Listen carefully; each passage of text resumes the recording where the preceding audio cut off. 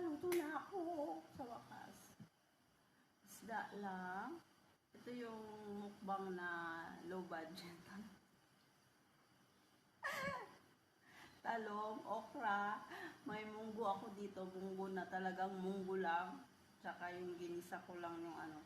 May sausawan akong sibuyas, kamatis, toyo, alamansi, at saka yung mukbang, di ba, ganito daw dapat kinakagat. Kaya hindi ko talaga in-slice to. Kakagatin ka, ay, tingnan ko lang. Kung hindi, bumuka yung almoranas ko dito. At saka nakakita ako na saging na saba. Yung saba nila dito parang ayaw kong bumili kasi parang balat lang. Pero okay na yan kasi walang iba. Diba? So ngayon, kakain tayo. Yung isda ko, ewan ko anong isda to. Diba? Yun lang. O diba wala akong kutsara. Yan, ganyan na lang. Buhos-buhos. Mukbang nga eh. Diba? Gayahin natin sila na ano.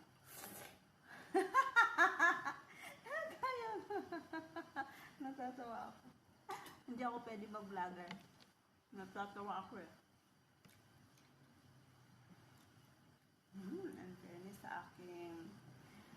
In fairness sa aking, what is this? Charap! In fairness sa aking, natin yung isda.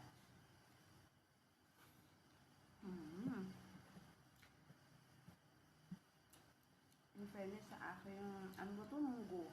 Wala yung kalaman, walang gulay. Munggo lang talaga.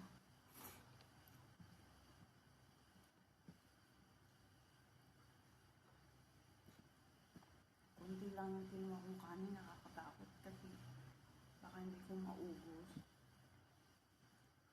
Diba? Sayang. Baka nagtaano lang ako. Kasi gaya-gaya lang.